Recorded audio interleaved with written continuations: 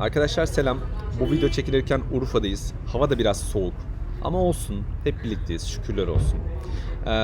Şimdi kimlerle birlikteyiz tabii ki?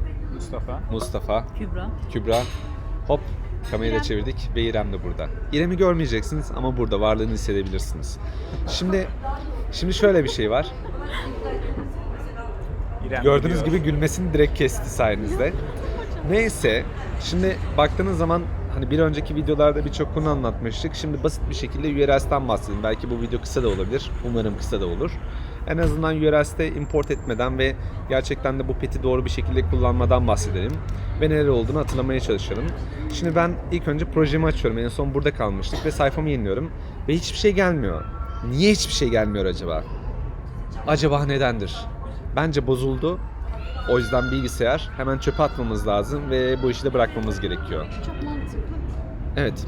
Onun yerine terminale de gidip bakabiliriz eğer isterseniz. Ve burada bir bakıyoruz ki aslında sunucuyu çalıştırmamışız. Development sunucusunu çalıştırmazsanız o zaman maalesef hiçbir şey göremiyorsunuz. Şimdilik. Peki ve sunucumuzu çalıştırdık ve sunucumuz çalıştıktan sonra gidip baktığımız zaman her şey yolunda. Peki biz şuradaki URL kısmını bir silelim ve ondan sonra en başa alıp burada neler yaptığımızı hatırlamaya çalışalım. Şuraya kadar yoktu. Ve ondan sonra bir de şuradaki kısımlar yoktu aslında ilk projeyi açtığımız zaman. Bir de burada aslında diyor ki sen diyor buradaki konfigürasyonu yapmışsın ve URL paterns'i öğrenmek için gidip buradaki linke tıklayabilirsin. Lütfen bu linke tıklamayın. Burada çok şey öğreneceksiniz çünkü. O yüzden tıklamazsanız çok daha iyi olur sizin için. Böyle miydi? Hayır hocam. Hayır. Hayır, nasıldı? Lütfen bu linki tıklayın. Lütfen bu linki Dokümanı tıklayın. indiriyoruz. Gidin dokümanı inceleyin. Ondan sonra buradan birçok şey öğrenebilirsiniz. Lütfen öğrenin. Yani gerçekten çok konu var Django'da anlatılması gereken ve biz sonuçta baktığınız zaman hani en basit olan konulardan bahsediyoruz ama çok daha fazla detaylı konu var ve umarım onları da işleyecek vaktimiz olur.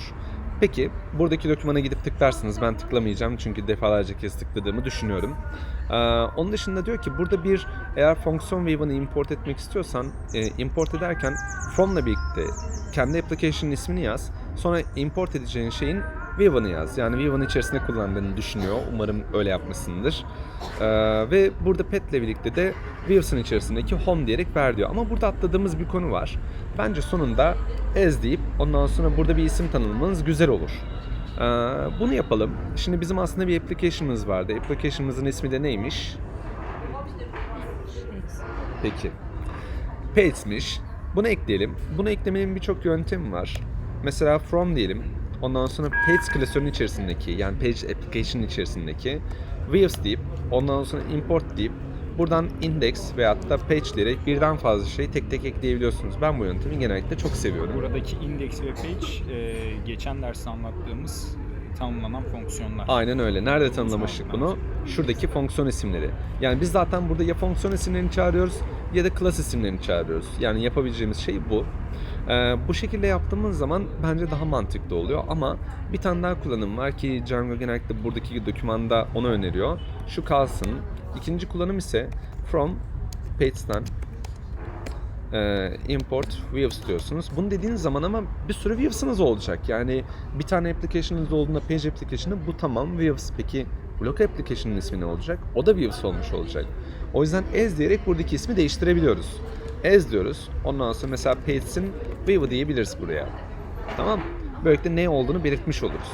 Daha sonra mesela from, ondan sonra block deyip, ondan sonra import dedikten sonra yine views eklediğimiz zaman yine as deyip block views diye buradan yapabiliriz. Böylelikle daha mantıklı olur diye düşünüyorum.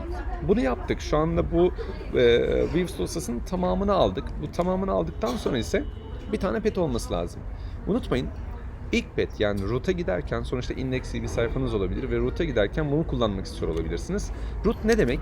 Pet'le birlikte aslında tırnaklar içerisinde boş demek. 2 tane tek tırnak kullandım. Yani bir tane çift tırnak kullanmadım. Şöyle yapayım. Bir tane çift tırnak değil. Yani böyle bir hata yapan Bir tane çift Olabiliyor. tırnağın var, arasına var, zaten var, var, var, var. giremez. Ha? Bir tane çift tırnağın arasına zaten giremez. Yani Giremez ama otomatikman sen fark bunu etmesi lazım. yani sonuçta hani biliyorsun. Evet ama bazıları bunu göremiyor ve iki tane tek tırnak yerine bir tane çift tırnak zannediyorlar burayı. Ama bir şey girmek istemiyorsun. Mesela root diye düşün. Zaten böyle olacaktı. Aynen. O yüzden zaten burada bir hata var. Ya burada 2 tane çift tırnak olduğunu unutmayın ya da burada 2 tane tek tırnak olduğunu unutmayın. Yani içi boş olan tek tırnaklar diye düşünebiliriz. Peki ondan sonra da bu arada bir tane hata yaptım ve özellikle öyle bırakacağım şimdilik hatayı. Ondan sonra Paste View'ın içerisindeki mesela indeksi almak istiyorum ve kaydettim. Ve gördüğünüz gibi aşağısı kırmızı oldu. Aşağısının kırmızı olması ne demek? Aslında listenin elemanlarında diğer liste elemanına gidemediğini anlatıyor. Ama ben yine bunu anlamadım. Yine C ekranıma geldiğim zaman diyor ki satır 24'te sıkıntı var diyor. Tamam mı? Ve satır 24'te burada diyor virgül kullanmışsın ama yani buna gelene kadar bir sıkıntı olmuş. Satır 24'e gidiyorum. Burada bir sıkıntı yok. Ama bir üstünde listenin elemanına virgül koymayı unutmuşum. Ama ben yine de şuraya geleyim bir C ekranı browser'ımı çalışayım. Gördüğünüz gibi çalışmıyor hiçbir şey. Ama buraya virgül koyduktan sonra sayfamı kaydetmeyi unutmuyorum. Çünkü otomatik kaydetmiyor Visual Studio Code eğer bir plugin kullanmıyorsanız.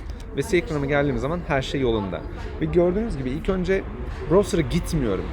C ekrana gidiyorum. Yani lütfen ilk önce browser'a gitmek yerine C ekrana gidin ve C ekranda her şeyin yolunda olup olmadığını kontrol edin. Bu size daha büyük avantaj sağlayacaktır ileride.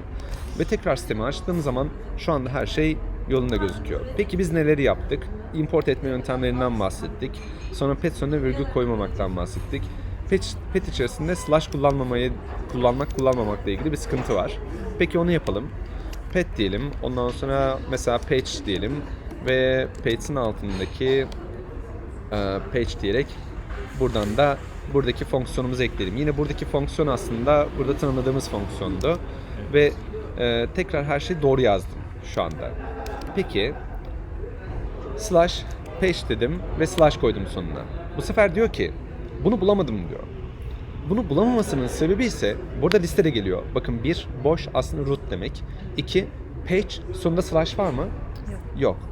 Ben slash koydum mu? Maalesef koydum. Eğer ben buraya slash koyuyorsam ve burada da genellikle yapım slash oluşacaksa ya ben burada slash kullanacağım ya da kullanmayacağım. Ona karar vermem lazım. Ve burada slash kullandım ve sayfayı yeniledim ve gördüğünüz gibi sayfam geldi.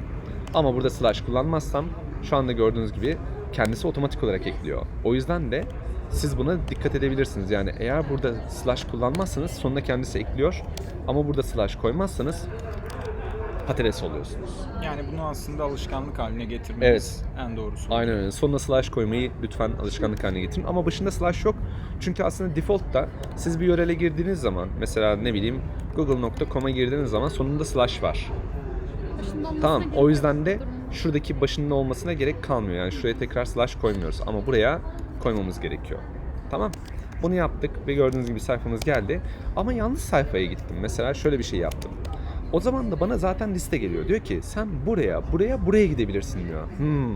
O zaman mesela ben yanlış yazdığımı da göremiyorum. Kopyalarım. Kopyaladıktan sonra buraya yazarsam o zaman bir sayfaya da gidebilirim. Yani bu tarz şeyleri de yine debug ekranından görebiliyorsunuz. Çünkü burada projenizin bulunduğu URLs kısmında gösteriyor. Evet. Başka neyimiz vardı? Bakalım. Hatalı URL girince neler oluyor? Evet, aslında bunda bir bakıma anlatmış olduk. Çünkü burada hatalı URL girince bu oluyor. Bir de şu olabiliyor bazen. Burada tırnağı kapatmıyoruz ya. Bakalım neler oluyor. Dikkatli bakın. Renk değişimi oldu.